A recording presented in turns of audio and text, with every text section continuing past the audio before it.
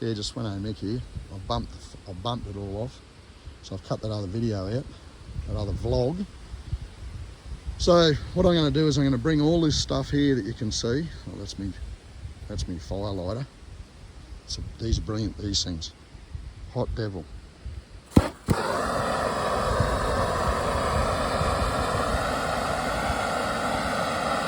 See that? That's a weed, that thing. There's freshly antenna sprouting up there already, so it's going to have to be sprayed out. It's really starting to hook in now with the heat. Now we've got the moisture.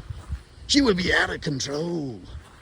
So what I'm saying here is, what's going on here is, I'm going to push all that now down with the tractor, down to that, how that's humped up there. That's why I've humped that up there. And I'll push that, move that down, so the air can get under it. And in the advent of a fire, it will burn.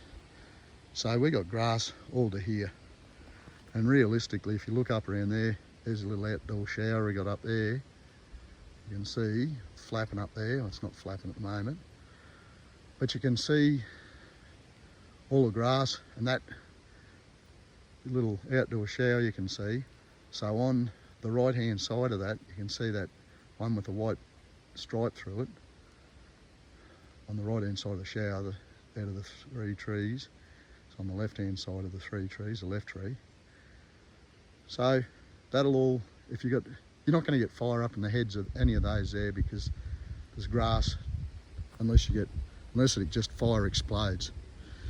But what I'm saying is, once this is down here, and eventually when the fire comes through here, and this here hasn't been burnt, I think for probably 8 years. And my next door neighbour was saying the whole area hadn't been burnt for, I've had the property 20 years, and I think it burned a year after they got the property. They've got a good fire area around their place. So what I'm saying here is, if you look up there, there's the little shed, the camping shed. And on those 3 trees there, or 4 trees, the twin barrel, then the one in the middle and the one on the left. The one on the left's got the white stripe through it. I think we're pretty safe, because I've pretty well cleaned everything back to the right. Up here, once I get the remains of that tree that's sitting there, once I get it dragged down into here, we're all Bob's your uncle, see? That's what I'm going to say, Bob's your bloody uncle. But you see here, 4 litres in that tree. This was all logged many years ago. Apparently, I was talking to my brother the other day. He was saying this area has been logged twice since white settlement. Now, my next door neighbour was saying, the one that's had it for nearly 20, they were saying that when they come here, this was just sparsely timbered. What you don't realise is the wattles and the ukes, that one there that I showed you, those there have been cut. The ones on the left where they're starting epicormic growth growing out of it were cut 2 months to 2.5 months ago. The ones on the right where it's a conglomeration of trees around that bigger stump, that's been cut 12 months ago. That's just to give you an idea. And those little ukes down, you can see, I'll just zero in on directly behind them. Those ukes behind them, to the left-hand side of the bigger tree there, they are 18 months old. And I don't know how tall they are, they're tall. They're just, it's epicormic growth, which is no good. That's why you see on these leaders, this was a stump, epicormic growth's growing out of it. So all these are just growing out of stumps when it's been logged. Just gives you an idea. Now we got there, that purple, beautiful little purple weed there, that's a weed. And you see the yellow top stuff here, that's not a bad weed, that one, the purple top. This one here is everywhere. The local arborist, what we had here, he calls it fireweed, but it's not. See, it's not opened up because it's wet today and not much sun. Opens up. But so we got that. That's a weed there. And then that, but all this I can keep under control by mowing it.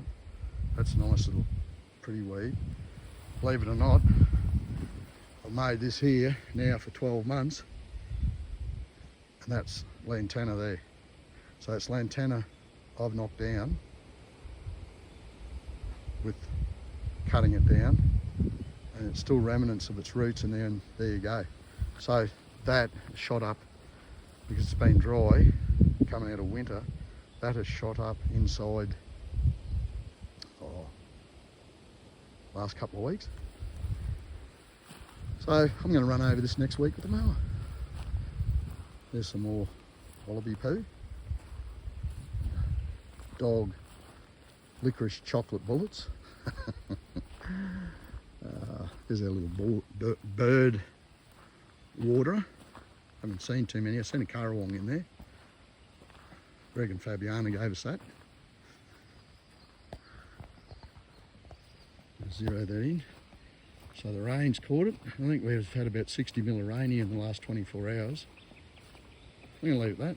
Look at that. It's got water in it. That's beautiful, isn't it?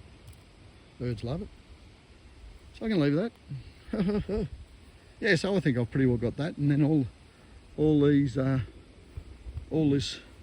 wattle and that, I just drive the tractor through it and just selectively run over the lighter stuff than the dying stuff with the tractor, and that's all I do.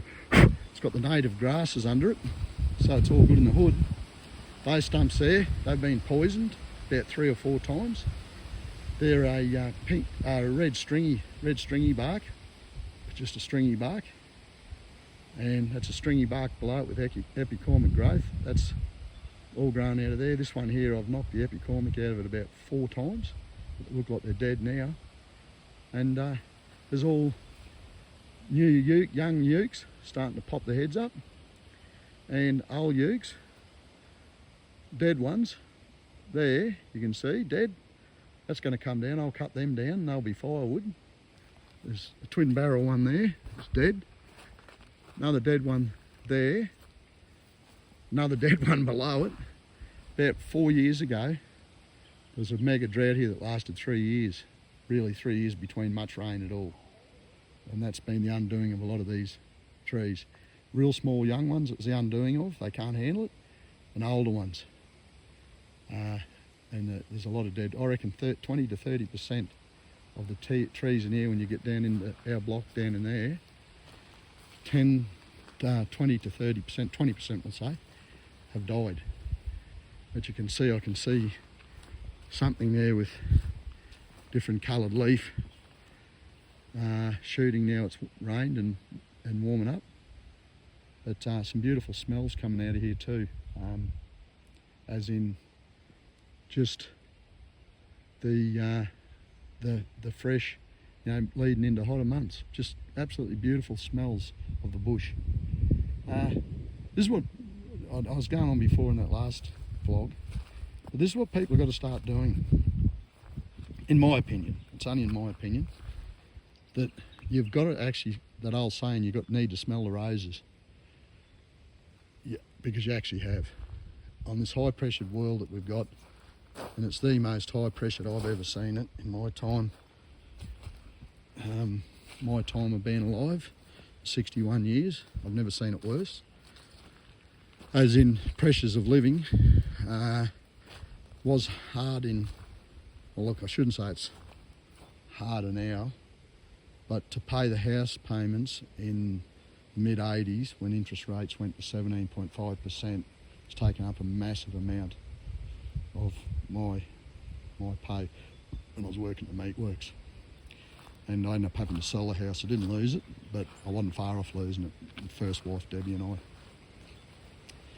But food, just, Australia always had cheap food. So in the 80s you were paying big house payments, but your food was cheap. But now, food's expensive. House payments are big if you got payments. I got no payments, I run debt free, because I've been lucky enough to pay cash for this.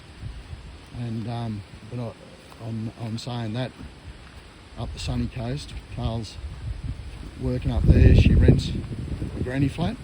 I go up there and stay a bit, and because eventually we want to shift down this way, eventually when we can, full time. But food is that dear. So running the household up there, and then running my savings and that down here, because I'm completely self-funded. Carly's working obviously, so between us we can survive. But I might say it's not getting any easier now. That's probably a global thing too, I'd say. The screws of whatever, the costs of living, the screws are being tightened worse and worse and worse. And then I see the head honcho from the governor of whatever, there the other day in Australia. America's dropped their interest rates. England's dropped their interest rates. Japan's dropped their interest rates. Guess what? No interest rate drops in Australia. And it's really starting to become evident, because what's happening now is families are starting to break up because just the money pressures.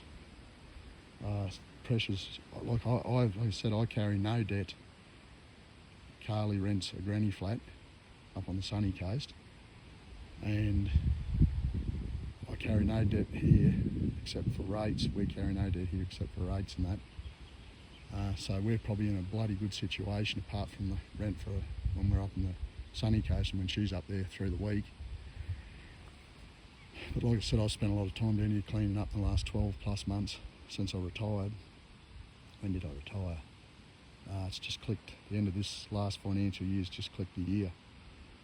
And just with obviously health issues, I've had to retire because I've done labouring all my life, so I had no choice. I couldn't continue doing that solid work. So I just go at my pace here, but when you're contracting, you got to pull finger. But anyhow, so the pressures of living are high. So you've got to minimalise. And like I said, you've just got to get out if you can. I know not everyone can, but you've got to get out in the bush if you can, if you live in the rural, and just do the simple things in life. Costs next to jack shit. And my enjoyment is actually just cleaning up around here, because I love using my chainsaws and little chainsaw. That little China's going like a champion in that old tractor. It's done more work already with that, which I showed you the other day. Done more work with that than what I paid for it if I'd hired someone in with a machine. Because if you zero it out, say minimum $100 an hour, I've just done a power of work with it already, and it probably owes me $12,000. But anyhow, I just poke away at it nice and steady, and don't do anything stupid with it, and try and push something that's not capable of pushing. And the good beauty here too is you've got decomposed granite, so it's not actually very grippy. So you're not getting maximum traction. She'll spin like nothing's easy as, just because it's so loose. But anyhow, here's a long video, long vlog. I'm going to leave it at that. You'll have a good one. I'm going to make a cup of coffee for lunch. Swanamic from the Carly on this wet, drizzly day. Swanamic out. You'll have a lovely day.